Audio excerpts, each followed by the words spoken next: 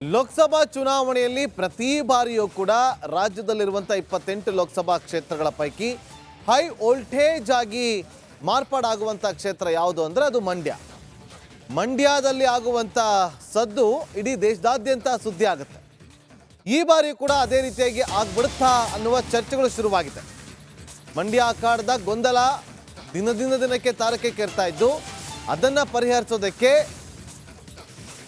RSS ಎಂಟ್ರಿನ ಆಗಿದೆ. ಸಚ್ಚಿದಾನಂದ ಅವರ ಜೊತೆ RSS ನಾಯಕ ರಾಜೇಶ್ ಮಾತುಕತೆಯನ್ನು ನಡೆಸಿದ್ದಾರೆ. ಸುಮಲತಾ ಆಪ್ತರಾಗಿರುವಂಥ ಸಚ್ಚಿದಾನಂದ ಅವರ ಜೊತೆಯಲ್ಲಿ ರಾಜೇಶ್ ಚರ್ಚೆಯನ್ನು ಮಾಡೋದಕ್ಕೆ ಮುಂದಾಗಿದ್ದಾರೆ.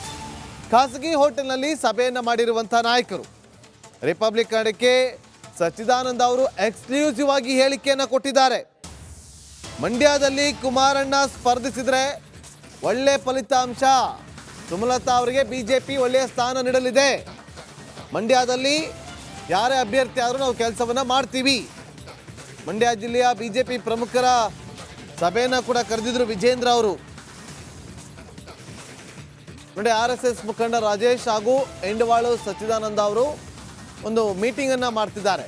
ಅದರ ಎಕ್ಸ್ಕ್ಲೂಸಿವ್ ಫೋಟೋ ನೀವು ನಮ್ಮ ಸ್ಕ್ರೀನ್ ಮೇಲೆ ನೋಡ್ತಾ ಇದ್ದೀರಿ.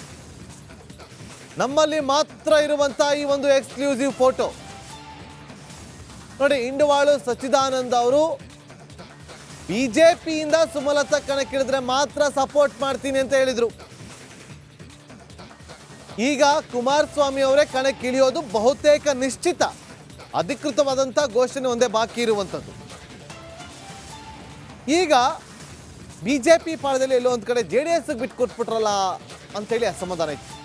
ಅದನ್ನು ತಣಿಸುವ ಸಲುವಾಗಿ RSS ಮುಖಂಡರು ಎಂಟ್ರಿ ಆಗಿದ್ದಾರೆ. ಇಂಡವಾಳು ಸಚ್ಚಿದಾನಂದ ಅವರು ಒಂದು ಹೇಳಿಕೆಯನ್ನು ಕೂಡ ಕೊಟ್ಟಿದ್ದಾರೆ. ನಮ್ಮ ಪ್ರತಿನಿಧಿ ಅವರನ್ನು ಮಾತನಾಡಿಸಿದ್ದಾರೆ, ನೋಡ್ಕೊಂಬೋಣ ಬನ್ನಿ. ಮಂಡ್ಯ ಲೋಕಸಭಾ ಕ್ಷೇತ್ರದಲ್ಲಿ ಮಾಜಿ CM ಕುಮಾರಸ್ವಾಮಿ ಸ್ಪರ್ಧೆ ಬಹುತೇಕವಾಗಿ ಖಚಿತ ಆಗಿರುವಂಥದ್ದು. ಈಗ BJP JDS ಮೈತ್ರಿನಲ್ಲಿ JDSಗೆ ಸಂಬಂಧಪಟ್ಟಂತೆ ಏನು ಸೀಟನ್ನು ಬಿಟ್ಕೊಟ್ಟಿರೋದ್ರ ಬಗ್ಗೆ ಮಾತಾಡೋದಕ್ಕೆ BJP ಮುಖಂಡ ಮತ್ತು ಕಳೆದ ಲೋಕಸಭಾ ಚುನಾವಣೆಯಲ್ಲಿ ಸುಮಲತಾ ಅವ್ರ ಪರವಾಗಿ ಕೂಡ ಕೆಲಸ ಮಾಡಿದಂಥ ಏನು ಇಂಡವಾಳು ಸಚ್ಚಿದಾನಂದ ಅವರು ನಮ್ಮ ಜೊತೆ ಇದ್ದಾರೆ. ಸರ್, ಈಗ ಮಂಡ್ಯ JDSಗೆ ಹೋಗಿರೋ ಅಂದರೆ JDS ಅಂದರೆ ಮೈತ್ರಿ ಅಭ್ಯರ್ಥಿಗೆ ಹೋಗಿರುವಂಥದ್ದು JDSಗೆ ಏನು ನಿಮ್ಮ ಅನಿಸಿಕೆ ಏನು ಮತ್ತು ಯಾವ ರೀತಿ ಇದೆ? ಅಲ್ಲ, ನಾವು ಮುಂಚೆಯಿಂದ ಹೇಳ್ತಾ ಇದ್ದೀವಿ, ನಾವು ಪಾರ್ಟಿ ಸಿಸ್ಟಮಲ್ಲಿ ಕೆಲಸ ಮಾಡೋರು. JDSಗೆ ಬಿಟ್ಕೊಟ್ಟಿದ್ದಾರೆ. NDA ಮೈತ್ರಿ ಅಭ್ಯರ್ಥಿ ಗೆಲುವಿಗೆ ನಾವು ಕೈ ಜೋಡಿಸ್ತೀವಿ. ನಾಳೆ ನಮ್ಮ ರಾಜ್ಯಾಧ್ಯಕ್ಷರು ಒಂದು ಸಭೆ ಕರೆದಿದ್ದಾರೆ. ಆ ಸಭೆಯಲ್ಲಿ ತೀರ್ಮಾನ ಆಗ್ತದೆ. ಬಟ್ ಅದೇ ಅನೌನ್ಸ್ ಮಾಡಬೇಕೀಗ JDSಯಿಂದ ಯಾರು ಅಭ್ಯರ್ಥಿ ಆಗ್ತಾರೆ ಅಂತ ಅನೌನ್ಸ್ ಮಾಡಬೇಕು. ಬಹುತೇಕ ಕುಮಾರಸ್ವಾಮಿ ಅಂತ ಹೇಳ್ತಾ ಇರುವಂಥದ್ದು. ಅವ್ರು ಬಂದರೆ ಇಷ್ಟರ ಮಟ್ಟಿಗೆ ಗೆಲುವು ಸಹಕಾರಿ ಆಗಲಿದೆ ಏನು ಅಂತ? ಅಲ್ಲ, ಈ ಬಾರಿ ಕುಮಾರಣ್ಣ ಬಂದರೆ ಅದು ಒಳ್ಳೆ ರಿಸಲ್ಟೇ ಬರುತ್ತೆ. ಯಾರೇ ಆಗಿದ್ರು ಕೂಡ ಈ ಸರಿ NDA ಅಭ್ಯರ್ಥಿ ಮಂಡ್ಯದಲ್ಲಿ ಗೆಲ್ತಿದ್ರು.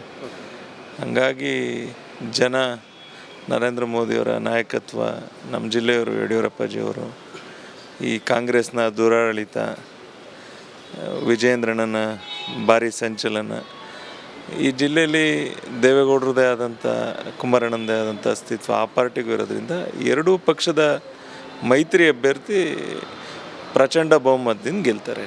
ಸುಮಲತಾ ಅವರು ಇನ್ನೂ ಕೂಡ ನಿರ್ಧಾರ ಹೇಳ್ತೀನಿ ಅಂತ ಹೇಳ್ತಾರೆ. ಅಂದರೆ ಅಭ್ಯರ್ಥಿ ಆದ ನಂತರ ಕೂಡ ಹೇಳ್ತಾ ಇರುವಂಥದ್ದು ಅವರ ನಡೆ ಏನಿರುತ್ತೆ. ಇವತ್ತು ಚಲುವರಸ್ವಾಮಿ ಒಂದು ಮಾತನ್ನು ಹೇಳಿದ್ದಾರೆ, ಸುಮಲತಾ ಅವರು ಕೂಡ ನಮ್ಮ ಬೆಂಬಲ ಕೊಟ್ಟರೆ ಸ್ವಾಗತ ಅಂತ ಹೇಳಿದ್ದಾರೆ.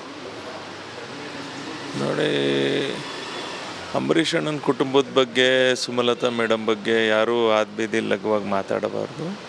ಮೇಡಮ್ ಒಂದು ಶಕ್ತಿ. ಮೇಲ್ಮಟ್ಟದಲ್ಲಿ ಅಮಿತ್ ಶಾಜಿಯವರು, ನಡ್ಡಾಜಿಯವ್ರ ಜೊತೆ ಅವ್ರದ್ದು 2-3 ಬಾರಿ ಮಾತುಕತೆ ಆಗಿದೆ. ಮೇಡಮ್ ನನಗೆ ಸಿಕ್ಕಿಲ್ಲ, ಏನು ಮಾತುಕತೆ ಆಗಿದೆ ಅಂತ ನನಗೆ ಗೊತ್ತಿಲ್ಲ.